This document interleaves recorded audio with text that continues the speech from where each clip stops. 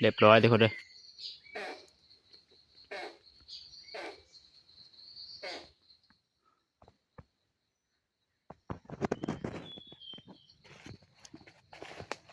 ใบของเล็กอยู่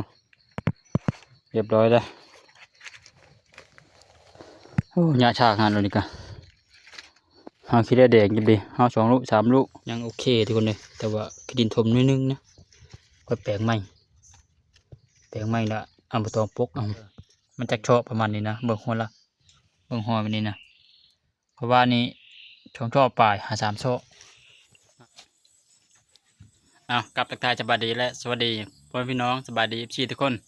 ทางไกลทางไกลนะดีต้อนรับเข้าสู่ช่องแก้บ้านนาตามที่เคยพ่อพี่น้องเลยก็วันนี้มีเดินทางมีโอกาสเดินทางขึ้นไปคือเก่าเชียงเคยทุกคนเลยแต่ว่าครบทีมแน่นอนนะหลายจุดนี้มีพันต้นทองไม้ประเภทบะสอนคอยอาจจะมีชาช้านำเป็นไปได้ทุกคนเลยขึ้นตอนนี้นั้นตอนแรกเราเนื่องจากว่าตอนเช้านี้จุ่มเฮาค่างานพี่น้องตายทุกคนเลยพี่น้องตายรับช่วงจัดการเพิ่นหลังจากช่วงจัดการเพิ่นเรียบร้อยกะเฮาพาเดียวขึ้นป่า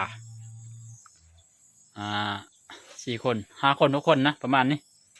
ขึ้นตอนแรกฮอดป่านี่มีโอกาส100%ค้ำแน่นอนอาจจะเป็นค้ำตามทางเป็นไปได้เพราะว่าตอนนี้นี่คือ15 โมงแรกนะทุกคนนี่ปกตินี่ฮอดปุ่นนี้ประมาณอยู่18-19 โมงแรงถ้าทางจะบ่ายกว่าทางกับประมาณ16 โมง 17 โมงประมาณนี้ทุกคนเลยทุกคนเดี๋ยวเดินทางขึ้นป่าก่อนอื่นนี้หาเก็บพักเก็บหญ้าไปก่อนขึ้นไปบางเทอมีแนวชอยจุประเด็นกับนี่นะแต่ว่าพอมาฮอดหน้าแล้วค่อยนะมาสะชอบมันมาเลี้ยงวัวเลี้ยงควายนี่คนใดตับหลายที่คนใดตับคอโดไปแล้วเลยคาดว่าอาจจะเป็นนั้นนี่ทุกคนเตรียมเชื้อแร่ปีหน้า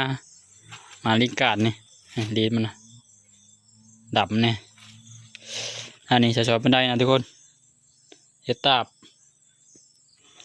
เป็นได้แต่เช้าๆไว้ละแต่ว่าเป็นลืมมามีดผ้ามาก็เลยเป็นได้แกะใบอันนี้นะขี้ดินนี่นะ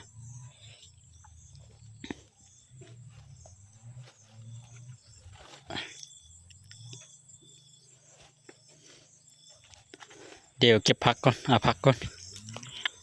ผักกระหญ้าไปนำเนี่ย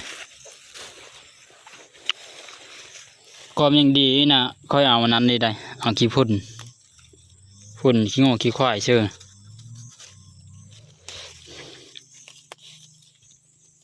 พบเขานะพบเขาในภาพบัญชีกับเพิ่นเราตุยเชื่อบัตรนึงแหละว่ะยิงหมูที่เขาได้เพิ่นเราบ่ถือโอ้บ้านเพ็กแหวยิงบ่ถือเพิ่นเรา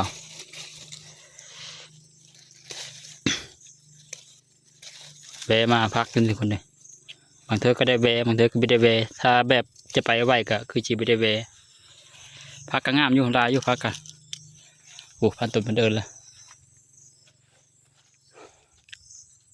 เขากำลังงามไปทุกคนเดินทางพร้อมๆเดียวเขาอันนี้กระดังนั่นทุกคนเลยกระดังอ๋อโหเขาเป็นนี้ถือว่าโอเคอยู่ได้เป็นบางบางไฮบางนี้กะตัวนี้กับบ้านเลย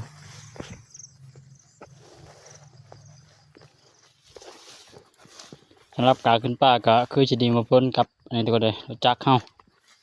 คือเก่าแล้วโอ้มาไปนำมาได้ทุกคน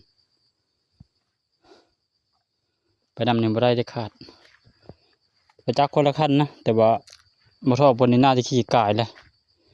นั่นเราแต่พานต้นเพิ่นเดี๋ยวคอยก็ออกไปท่าชี้แยกพุ่นละ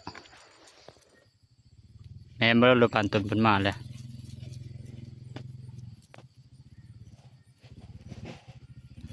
น่าจะแม่ได้ขาใหม่ละ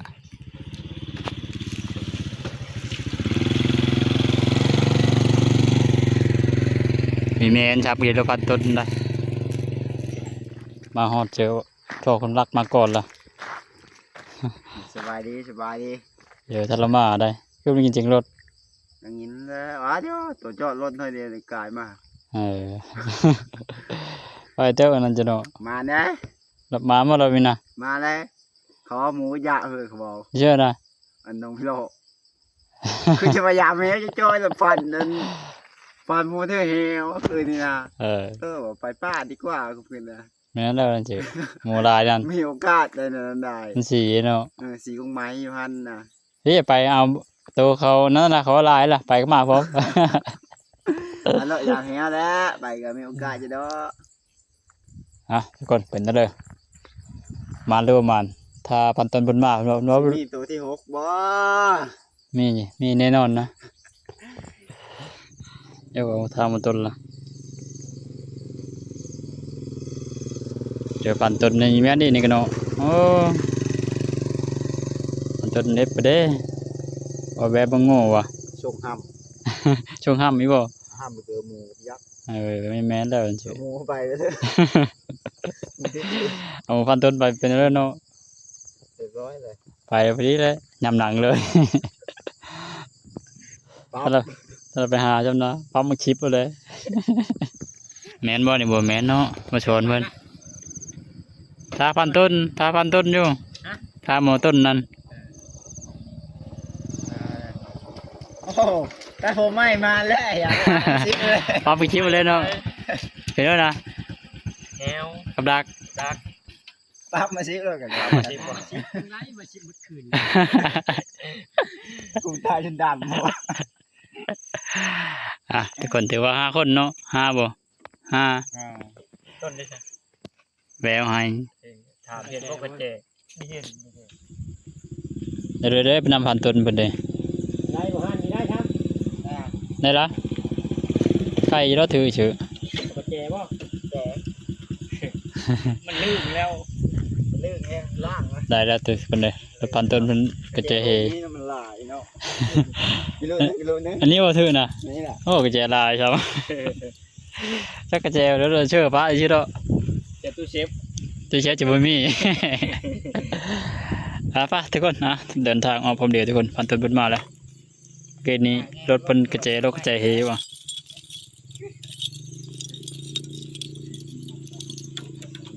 เต่าเยอะหลายตัวเลยใช่ปะไปสู้แน่ไปกันเอาไป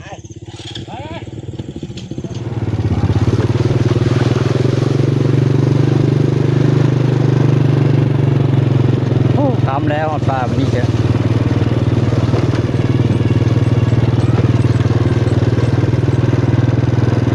กลับมาฮอตบอร์ดเลยโอ้ฮอตมาฮอตบอร์ดก็คือว้าวละปรับมาชิปรถ ไล่พอดี ตามเป้าหมาย ลุกอยู่เชน ประมาณ8 โมงไปเลยรูปนะ เงิน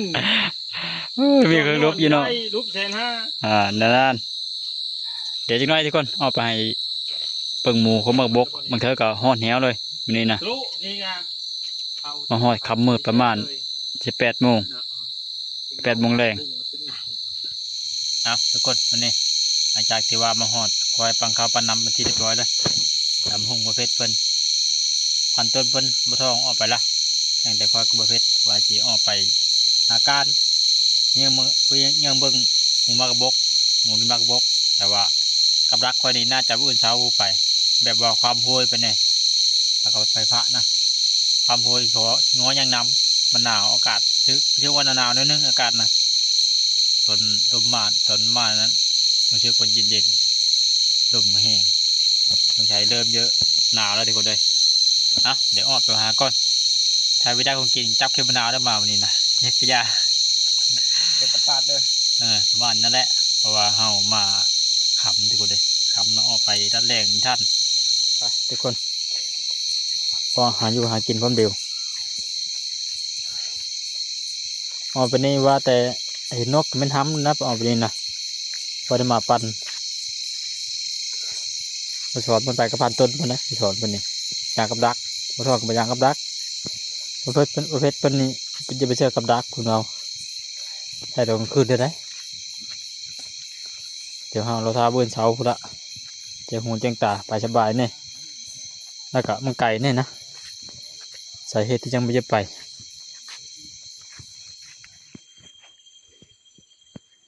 เพื่อทุกคนบางเรื่องหมูนี่เห็ดนะมันแม่นกลางทางนี่เลยกลางทางเขาทางพุ่งน้อยนี่ มันเก่าฮะโลดเอามาแบบเป็นหนึ่งนี่ก็เฮานี่โอ้แบบตัวควายเมื่อแล้วก็มันออกมาทุกคนเลยคนไปอยู่ดิมาแล้วแหละแถวนี้แม่นไปกลางทางนี่โลดปรับมาเห็นเป็นแมพตัวนี้เด้น่าจะอยู่วงเวียนแถวๆนี้แหละหมูนะมากินมากระบก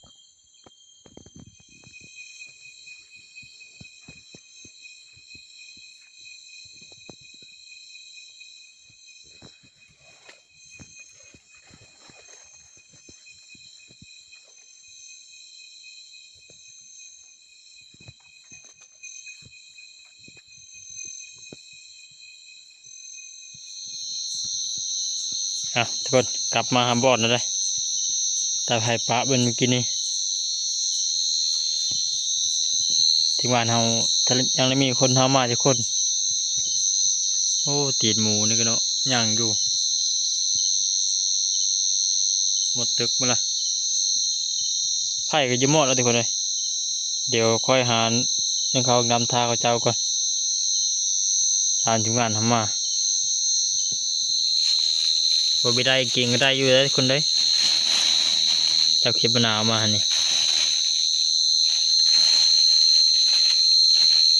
เขียบมะนาวเขียบเปลือกเขาจับมาหมดกินนี่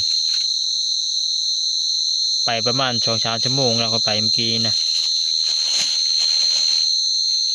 จอกกูมากบกนี่ฮะจุกกกูบกเลยแต่ตะเคียดมาทุกคนขอตัดภาพมาอีกมือเสาเมื่อคืนนี้โอ้คักจำดียังเขาอยู่ฝ่ายปกครองเพิ่นมานำหมูมากบกเฮาไปเจอยิงน้อยยิงทุกคนเลยฆ่าปลาจะพันก่อนหมูมากบกแคมบอดนี่คืนนี้นะเกือบได้ยิงมื้อเสาร์นี้ออกไปหายากับดักก่อนอยากดักพุ่นละ2 หลางไก่เลเติบไปนี้น่าจะดึกจะกระเหาะไปนำได้ไปนี่ได้เพราะว่าอาวุธของข้อยนี่ทุกคนเด้งัดมาตั้งแต่2-3 อาทิตย์ละหัวจะเตะเดบคือยิงหมูคือนี่ก็ตายบ่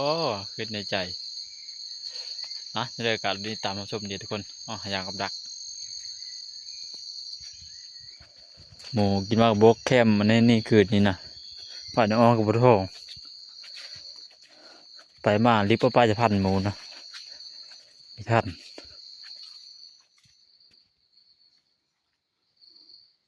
ก็เหาะทุกคนเลยเป็นเมื่อกี้นะเป็นปลายไม้นี่เบื้องตัวคือมีใหญ่เบ้อเลยเดี๋ยวคอยนั่งเพิกทาก่อนจิกหน่อย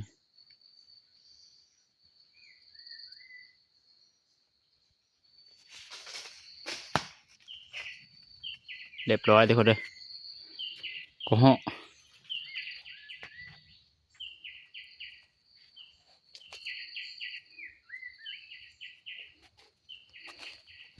มาแต่เช้าพบแต่เช้าเลยพบเครื่องเติมเมื่อกี้นะพบลงมานะลงมาช่วยจับดีนะฮะเรียบร้อยทุกคน1 แต้มแล้ว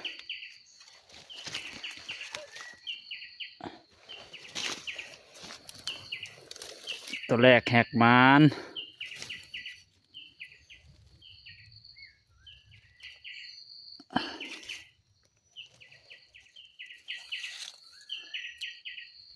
บายจะได้ทุกคนเลยง่ายๆก็ย่างตามทางนี่นะย่างตามทางเห็นมันพอดี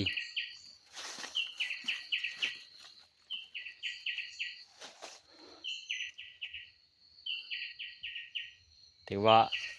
เป็นอันนั้นเลยผมมาตัวมานผมมือแรกเมื่อคืนเนี่ยทุกคนนะโก้ยยิงคอไอ้ก็แป๊กเจอกับไปยิงหมูคืนนี่ก็โอ้ยแต่ละอยางหายไปดีเมื่อคืนหมูทั้งดังก็30 บาทแต่ว่าคอยไปไทยพี่น้องเบิ่งนะเพราะว่ามันมืดเนี่ยยามมีท่านมันก็มาง่ายไปมามีท่านคือเก่าหักกระบะทองมาดึกกระเติบยังมาปะทุกคนวันนี้ได้ตัวหนึงนะเดี๋ยวไปหายากำลักมันเดียว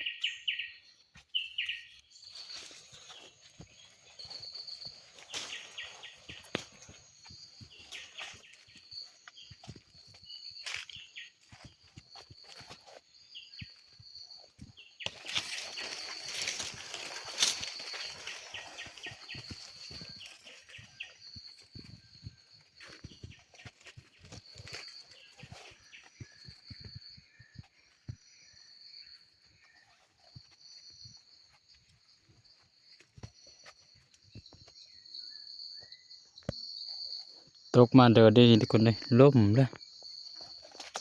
ล่มเริ่มเป็นโหล่มแล้วมันนี่นะสงสัยเริ่มจะหนาวเข้ามาแล้วบัดนี้เริ่มหนาวมันนี่นั้นเราได้เห็บเราได้แบบนี้ได้เห็บลายจะได้เป่าจุ๊บเน็ตเปิดอยู่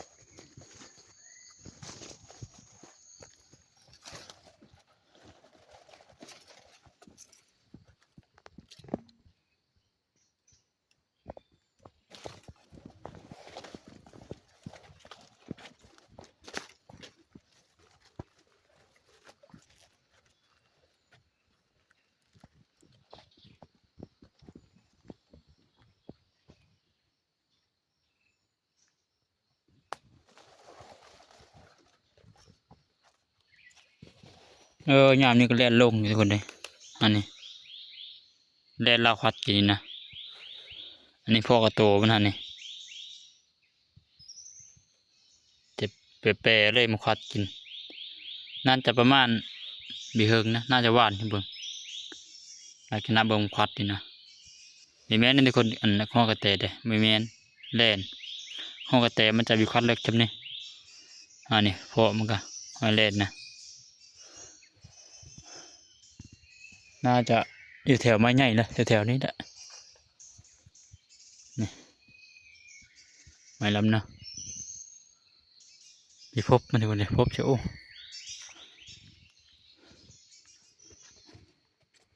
มาฮอดตอนนั้นได้กับดักก็แล้วกับดักอยู่ในนี้กับดักนะแต่ว่าบีเห็นห้อยหมูตัวเลยกับดินเฮียงนี่แต่ก็มีความแน่นอนนะยามตัวด่างตัวที่ค่อยห้อยยามนะคือนั้นได้ยามตัวมันเจี๊ยบมาก่อนในมีดันนั่นเจี๊ยบบีดันไปถึงก็ดันเติบกว่าก็ได้แต่พันต้นเราคุ้นเลิกปวดว่ะ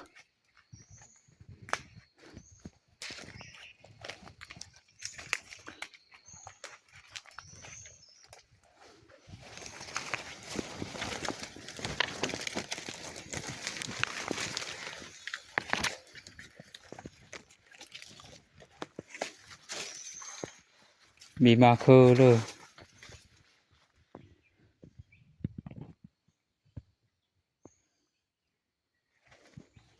นี่กับดักอยู่แถวๆนี้แหละกินเยอะมาตอกปกนี่แหละกับดักไว้นะอันนี้มาปกติมันจะมาทางนี้หลายทางนี่คนใดประมาณ3 ทางทางนั้นก็มีหลังนี้ไปเถอะทุกคนเลยเดี๋ยวชีไปต่อหลังที่สองอีกหลังที่สองนี่ปุ๊อยู่ห้วยหลังที่สองนะหลังอันนี้อยู่ดงแค่ป้าจะพัดมันเป็นทางมาเจอกับแมนนะแต่ว่าน้ำแห้งมาเราไปทุกคนรุ่นที่ตามมาชมเดี๋ยวหลังที่สอง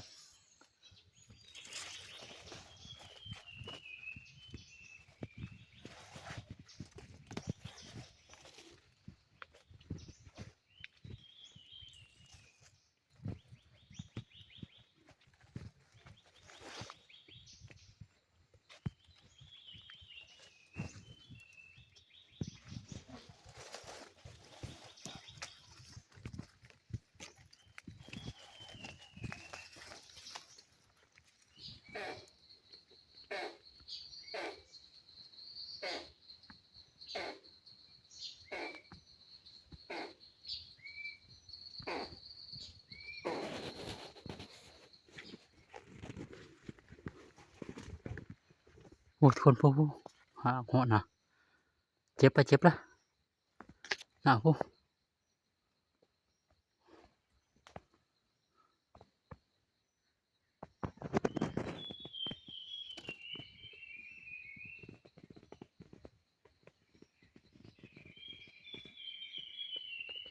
ไปตกไปตกทุนเลยไปแล้วไปแล้ว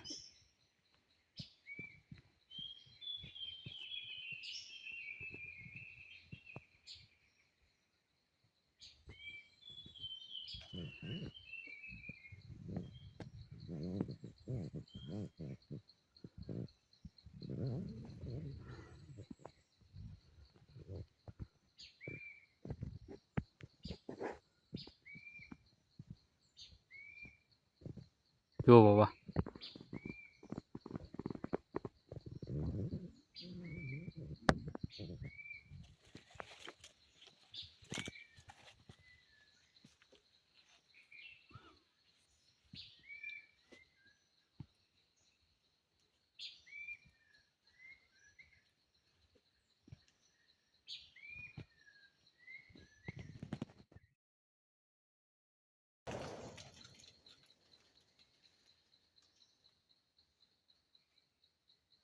อุ้ยตกว่ะตกกันตัวเล็กเลยเรียบร้อยเลยทุนเรียบร้อยเลยตกแน่นอนแบบนี้นะตกแน่นอน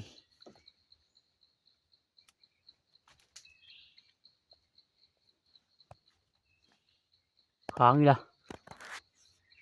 โอ้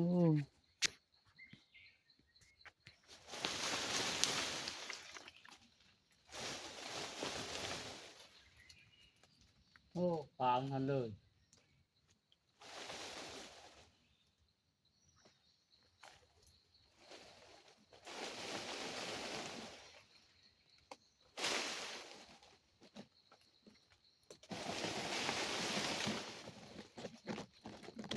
นั่นแหละอุ้ยตกว่ะ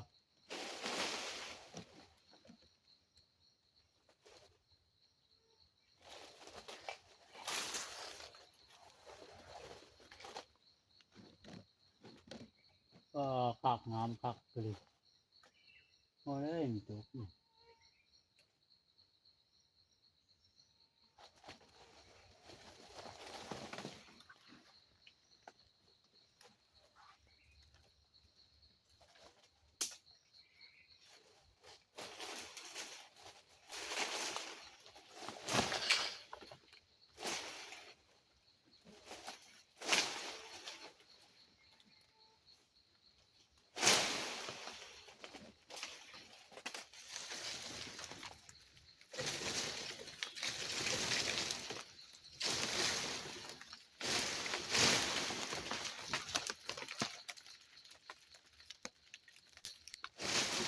เมื่อเช้าทุกคนเลยมีลงจักน่าจะแข็งบหรือขามันติดกับไม้แล้วก็หางอีเบิ่งนะลักษณะเบิ่งลักษณะมันนะมันมีตกทุกคนเลยเราเมื่อเช้านะเคยมันนั่นก็ย้อนลงมาไฟเช้ามีนั่นมีลงเดี๋ยวค่อยสิขึ้นนำก่อนแต่เป็นต้องขึ้นเอาแล้วมีนะขันจะปะไปชิดายมันยามมันหนาวจะชื่อเรียปะนี่ขึ้นกันไปชูมเพื่อนทุกคนเลยแต่ว่ามันเป็นเคอมันเป็นยานทำไมเป็นเคอเท่านั้นละมันเป็นเสียวๆเนี่ยขึ้นไปตายอยู่หันค้างอยู่หัน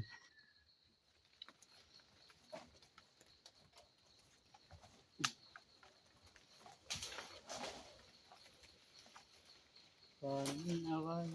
เพื่อบ้าที่ถูกด้วย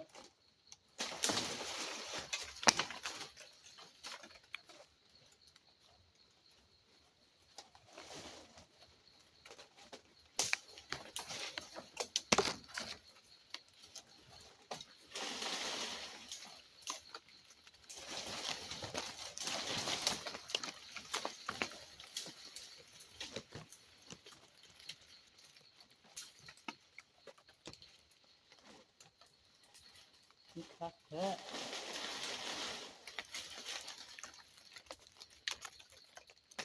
ฮักหัวเขินฮะ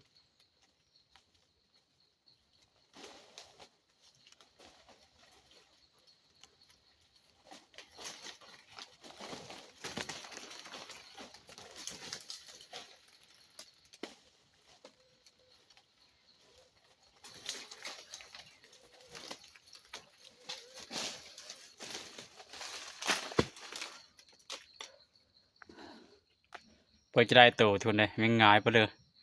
ขึ้นไปหมดครบแมงครบแมงไม้ครบหมดครบปละหมดลาย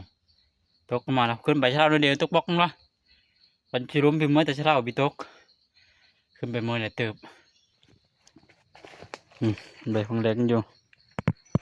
เรียบร้อยแล้วโอ้ยาชากงานเราดีกันเอาคิดได้เด็กจิบดีเอา2 ลูก 3 ลูกเอาเถอะหาเรื่องตายเนี่ยนั่นโอ้เงี้ยบตอกเต็มหูค่อย2 แต้มมาทุกคนเลยมาวันนี้2 แต้มนะไม่ใช่ตัวนั้นฮีหรือเปล่าเดี๋ยวฮีแล้วจะลุกเลยงอดได้ตัวนี้มาได้แต้มทางพวกตัวนี้นะแต่ว่าตัวนี้นี่หลังจากอยากกับดักจ้ากับดักค่อยทุกคนค่อยแปลกแล้วแปลงกลางมิ่งก็เก่าไหมนะทานมาเย็บอันนี้คือชีเรียบร้อยนี่คือกัดบูดไว้นะดอกเต็มเลยกัดบูดก็ได้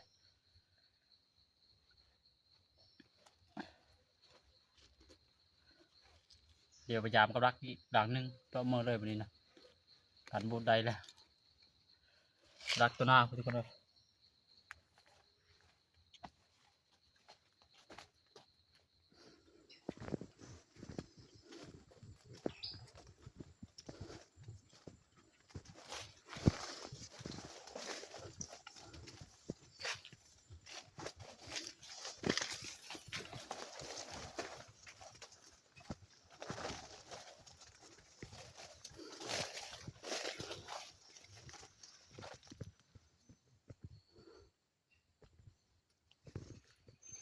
มาวันนี้ทุกคนเลยเห็ดห้อยหมูเลย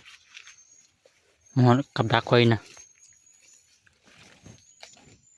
อันนี้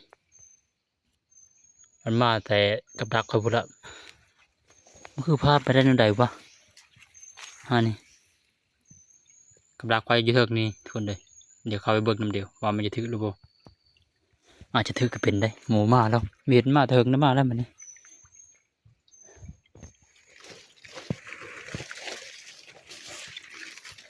มันรอดมานี่ทุกคนเลย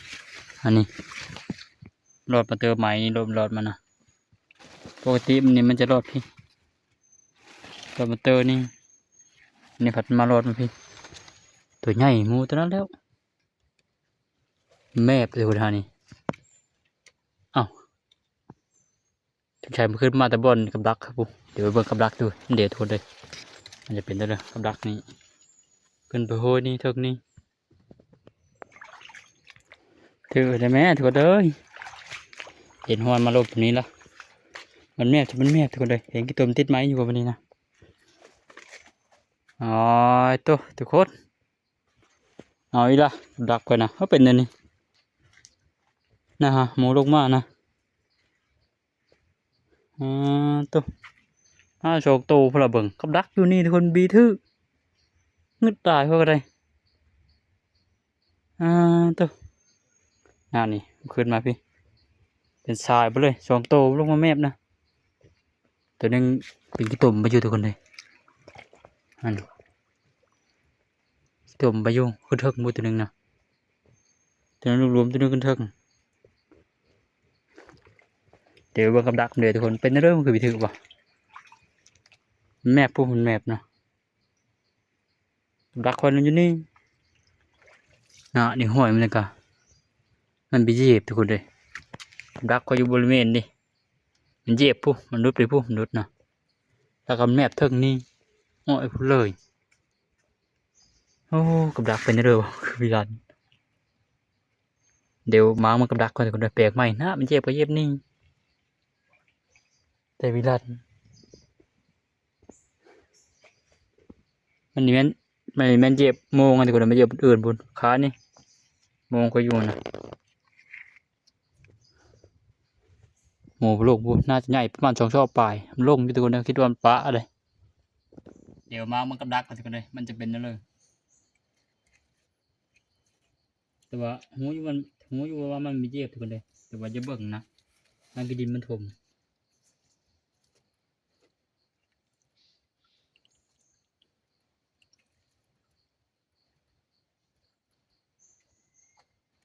หลานในกลางเนี้ยที่ไหน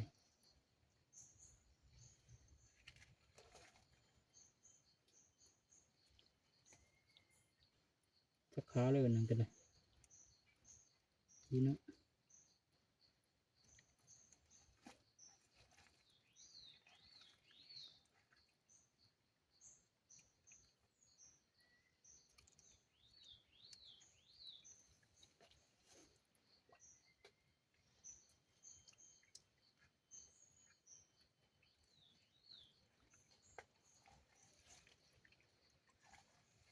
โอ้มันมีมันเย็บเรียบร้อย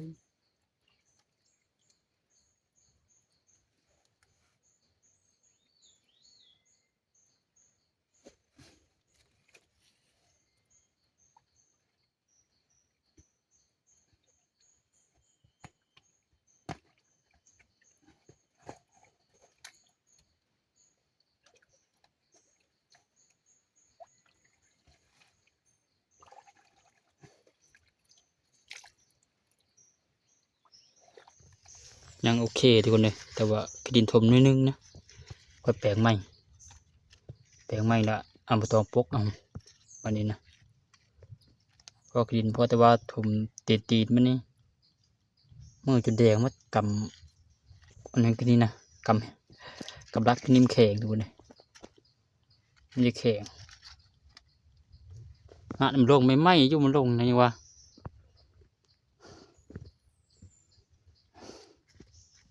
เดี๋ยวต่อปกก็จึงหน่อยทุกคนปกมันเรียบร้อยแล้วก็พอเรียบร้อยทุกคนเลยเดี๋ยวมาเบิ้งหัวมันดำดิวนี่FC ไอ้น้องของเฮาเธอว่าความใหญ่มันทำเลยมันจะโชว์ประมาณนี้นะเบิ้งหัวละเบิ้งหัวมันนี้นะเพราะว่านี่ช่องชอบปลาย3 โชว์น่าจะได้เพราะว่าหมูนี่เป็นหมูยาวนี่หมูปลาเค็งนะฮะนี่ลงไปเจอผู้คอยเบิ้งนะทุกคนเลยคอยรู้เลขเบิ้งนะมนุษย์หากินมนุษย์แถวนี้อันนี้รุดเทนี้รุดไปเรียบไปปลากับดักเขาผัดเป็นมีเย็บกับดักคนนะมันมีเย็บกับดักคนนะคือเบอร์ตองนะทุกคนเลยเอาแม่โบกนั่นออกไปหันเลยเห็นแล้วเลยก็หลังอันนี้มีลุ้นแล้วทุกคนเลยลุ้นเต็มที่แล้วมันนี้นะเพราะว่ามันมาแล้วมันเริ่มมาแล้ว2 ตู้ประเด็นมาได้มาหากินไม้แม่โบกนี่นะตัวนึงเคิร์กมาตัวนึงช่วงนี้มันแดดได้จ้ะมันก็เลยมาวันนี้นะก็แปลงใหม่ละแปลงเพราะความมั่นใจเพราะว่าเขาย่านขี้ดินมันถมเขาคัดมือบีถมช้ำถมกับประมาณบีลายไปเลยค่อยอ้อแล้วแปลงใหม่อีกมันมีเย็บนี่นะมันมาอยู่แต่มันมีเย็บถ้าลุ้นติดตามตอนต้นหน้าทุกคนเนี่ยเธอหน้าดักคอยช่องหลังนี่นะมีหลังนึงละหลังนึงกับแปลงเรียบร้อยละเดี๋ยวจะกลับมาบอกกันมันนี่งานทีมงานเขาท่ามาซอยแล้วเอากระห้องกับบังเฮิกนึง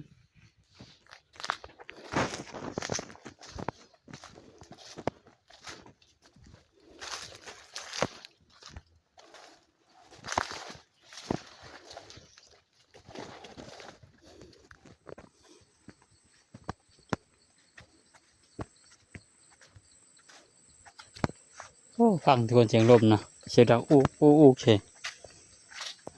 ตัวเดี๋ยวได้จานพอป่ะมาตัวห้อย คือระบบยัง ลุงโบกเฮ้ยหาวิธีเหี่ยว ไปไม่ได้เลย แต่ก็เงืดอยู่มันเรียบแคมพอกับดักถึงหันเหี่ยวนอนมีเยียบมันเรียบไปเรียบมา มันยักษ์แล้วตัว กูแต่ว่า ยักษ์จะทางมันมาหมดเลย ทางความโหนนั้นมันไต่2 ทางเราชมกำลังนึงเขาอยู่เฮ้ยงามทั่ว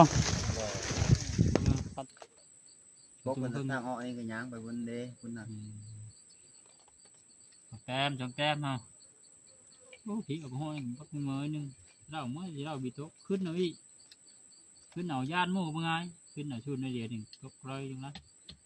ย่านโอ้ยโดด เฮ้ยร้องเพลงกะ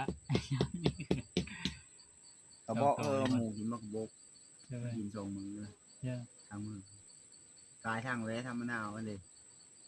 บ่อนเขานอนทางไว้ทำนาวย่างไปผู้อีว่าง5 เมตรขอมีตูห้าวของหักนะ เจอทำมะนาวป่ะ เมื่อทางลงนี่นะมีมุกบก2 กุ๊กอยู่ในพวก ไรหมู เดี๋ยวเขาหมูก็มันหมูก็บกนะเนาะ บ่เดี๋ยวกินมากระบอก ยิงเตะก็ได้แล้ววัดนั่นแล้ว ไป โอ้ยอย่าหายเลยโชว์ไอ้เลยเนาะ ไปโลดด่านนั่นน่ะหมูนั่นน่ะ ด่านตัวเลย ไปพัดนั่นแหละกี่คันก้มมือแห้งละหมูใหญ่อยู่นั่นหมูใหญ่นะ หมุนอย่าครบเดียวคืนนี่จัก มันเห็นป้าจะพัดนะมันเป็ดอยู่ เบอร์ ไปกับเพื่อนหมอเก้กับไปหมอเก้ บ่ได้ มาปฏิกองไล่มันนะก็ฟาดก้อนนะ ไปล่ะ ยกงั้นละหมูใหญ่นะ ก่อนกินข้าวก่อนไปกินข้าวก่อนกินข้าวละสอยละ ไปจบไปจบไปกับพี่ งานมากี่คนแต่ว่าสอนมันทรมาน จบผมอยู่บุกไม่ได้เลยช็อตตัว อันกะทำมายิ่งหมู โอ้ยแล้วรถไปน้ำหอมแล้วยิงหมูเลย เดี๋ยวยิงหมูบ่ให้กัน เนี่ยนั่นได้ยิ่งหมูจะบ้าต้อง แสดงว่าหมูลายยิ่งถ้าเทียบเนี่ยนั้น พระโอ้ยโดนพวกกะอันนั้นเนาะอันนี้บ่งปากบ่ฟัง นั่นตัวเองเลยที่จะมีปืนบ้าง โตบ่ ความไม่กับตัวบัดนี้ผัดมันความมาพี่ ความคืนนี้ หยางมาพี่มันเห็นความขึ้นนี้ ความนี่บ่ หาเปลือเลยเป็นชงเข้าไปไหนมุงอันหอยมัน กินแล่นนี่บ่ เต็มเมื่อละ อันนั้นหมูใหญ่หมูอันนี้อยู่ก็เห็นแต่ก็ไม่เก่งในหมูตัวเดียวได้มามันได้ แล่นมาชอบบันไดมาทุกคน ไปสังเกตครับ หมูตัวเดียวเขาเย็บมัน ง่ายยังเริ่มหมายเลยจ้ำมันนี่ ว่าไปนับนี่อย่างตัดปลายมันช่ำนี้ เจาะจนได้เนาะเป็นลึกเลย ทำนี้คิดได้ไหมนะ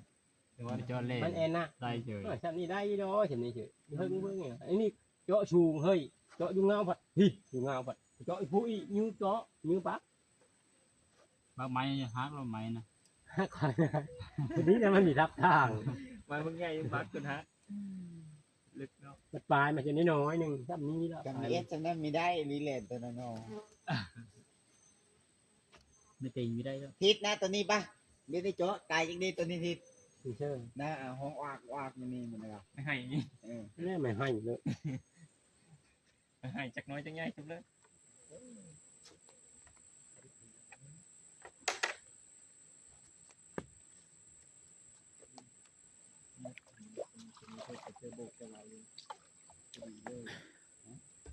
มันนี่ก็ห่อสองตัวทุกคนแล่นตัวนึงกับพันตัวบันไดกับบสอนแล้วคืนนี้ก็นะนกข้อสองตัวแต่ว่าห้อนยังกินแล่นนั่นละส่วนตัวนี้นี่ปีงเฮียงไว้ ไม่มีแม่เพิ่ม คนจะได้ลุงเจ้าอีบ่หาชีนเนอะบ่คนจะได้ลุงเจ้าอีบ่พาชีนเนอะบ่เมื่อยนะบอกกล่าวเราบ่ได้ค่อยบ้านนี่ สบายได้ เด็กห้องนะได้พูดปันเดียวเดียวไม่ได้กิน เนี่ย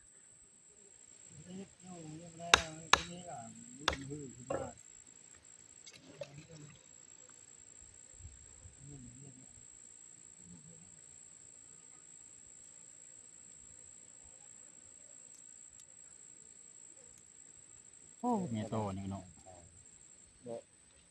อันก็คือตอนนั้นเจ้าเป็นเนี่ยไอ้ไม้โบกไม้เลยบ่เจ้าอย่าเจอเลยคือแล้วบ่โบกเอาไอ้เลย โอ้บกป้าวุ่นมันสิยังมาให้ได้นะหมูนะ ไปทำอีกนะคือเนี้ยไปทำอีกเลยย้ายลูกก่อนนะครับ ย้ายโอ้ยอันไปเที่ยวคนใหม่แล้ว มันย้ายลูกของระบบตะบิกจอบมึง ดีแล้วก็เชื่อกันก็ดีเลยให้ติ๊กโบกคัดเฮ้ย บุกเข้าก็ได้อีก เนี่ยละ โอ้ยมึงเป็นโฮโชคแล้วชุด ไปเจอเงี้ยมีหมูโคตรงอก อยู่หมูข้าวโมนี่ ตัวเงี้ยเจอบานะมีถือเตเจอเงี้ยตัวเตเจอเงี้ยนะ อยู่ชื่อเนี่ยชื่อป้าอยู่ฮันมันตั้งมาโบกมึงไม่ชีปัญญาอ มี ยู่ ถื ฮะ อไม่ได้หมูน้อย เรื่องยังเงินไปเชื่ออยู่แต่นั้นนะธรรมนาวนี่คือมี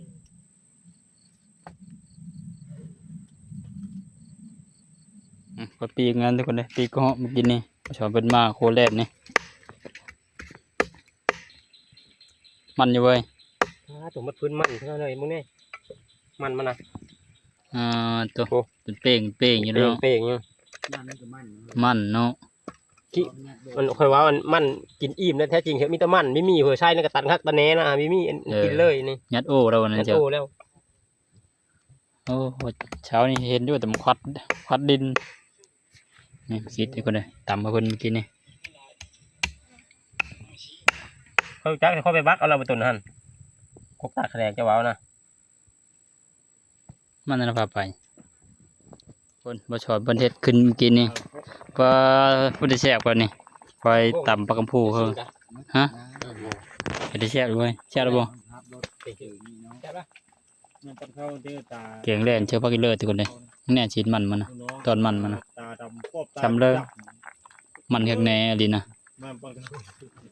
จะเข้าไปกินโน่เอาหน้าเอาเฮ้ยครับตะพูโต เอาบ่เพิ่นจะกินตับมันเฮ้ย เอาแล้วเล็กน้อยอยู่ฮะจะกินแล้วตับ ไม่กินน้ำมันก็พอรอดคนเป็นยังไง ถึงได้หมูดีกว่าไปเรื่อย มันกี่วะ ไม่กี่ว่า วัน ไม่กี่ว่ามาบอกหมูไปหมูใหญ่ คอยจะมาแรงเด้อ เนาะจะมาบอกสิตายด้ามหมู โทษนะ พอได้กินแห้งแล้วเฮ้ย นะโทษโทษนี่ก็จะคืนนี่ บ้าเก่ง คืนนี้นอนเลยเอ้ยโอเค คืนนี้ไม่ได้กินนี่ไง เจ๊งเลยไม่ได้กินหมูคืนนี่ นึกว่าหมู ไปก้าวถึงกินกับลาบมันเชื่อลาบผักหมูเดี๋ยวนี้มีแนวลาบนั่นเลย กินลาบไป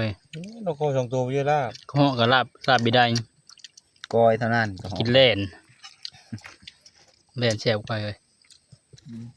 ไปจ่อยกินมันห้าม รู้เนาะ เอินมันตุย มันเป็นกุ้งก็บอก อ๋อตัวน อนก็นอนแต่หัวแรงเหินครับโย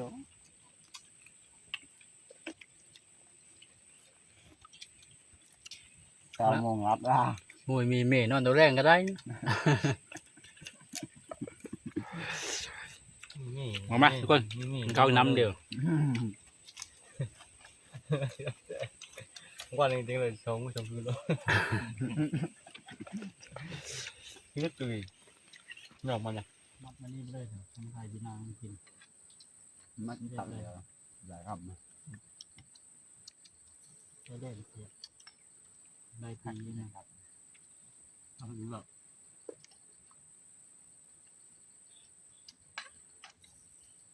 เล่นคันไข่นางนะครับเคยเล่นนะ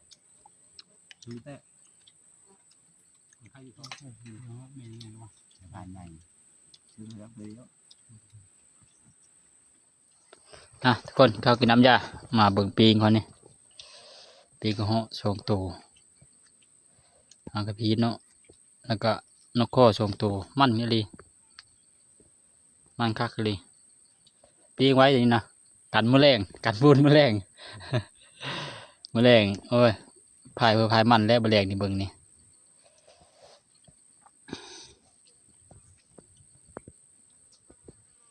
ทุกคนกินข้าวกินน้ำยากะลาพระจากพ่อแม่พี่น้องลงวันนี้เลยเขาก็ได้ออกมุกใจพี่น้องอะไร14ทุกคนทุกท่านที่ติดตามรับชมพบกันในคลิปหน้าทุกคนจะมีลาไปก่อน